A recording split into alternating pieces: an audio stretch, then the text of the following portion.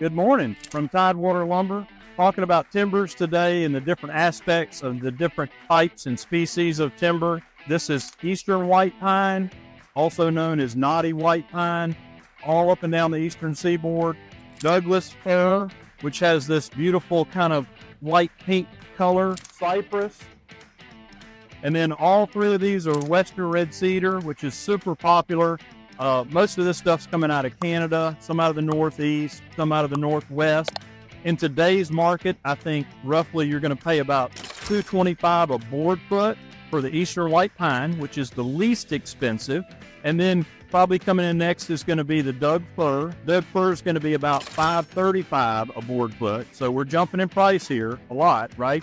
And then kind of neck and neck with the Doug Fir right now would be the Cypress, coming in above $5 a board foot, somewhere around $535, depending on the size of the timber. The smaller the timber, the less the price. The larger the timber, the price escalates. The longer the timber, we get premiums as you go above 18, 20, 30 feet long. And then finally, the most expensive in the marketplace is probably Western Red Cedar, and it's about $750 a board foot.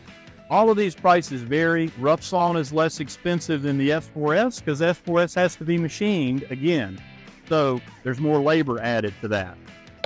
And we get the question all the time, like, how rough is the rough sawn? Unfortunately, you're going to get a little discoloration, like you see the black marks here. You can wash it with mild dishwashing detergent, pressure wash lightly without getting too close. You can also use a wire brush and just barely hit it with that texture.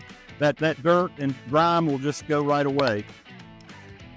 Surface checking are these cracks that happen as the timber is drying out. The moisture is deeper, like all the way to the middle, and it's trying to, by osmosis work its way out. And sometimes it can't get out fast enough, so the timber splits. Structurally, it doesn't do anything. Aesthetically, a lot of times people like it. They want to know they got a real timber on the porch or in the great room or whatever.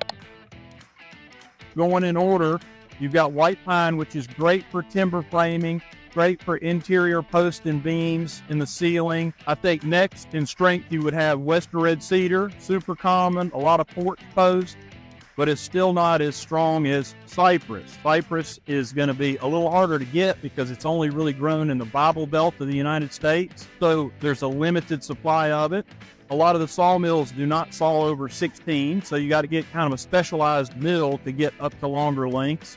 We can go comfortably to about 28 feet, and after that, it really comes, it's a challenge to get longer than that. Doug Fir is the strongest of all, so it's super popular in timber framing. To be honest with you, it seems to check less than the other species, which again are these surface cracks you see as the timber dries out.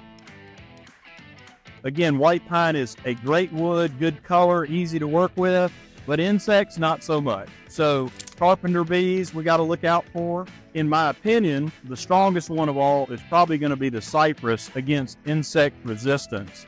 Interested in learning more about timbers, please give us a call, visit our website. We'd love to help you if we can.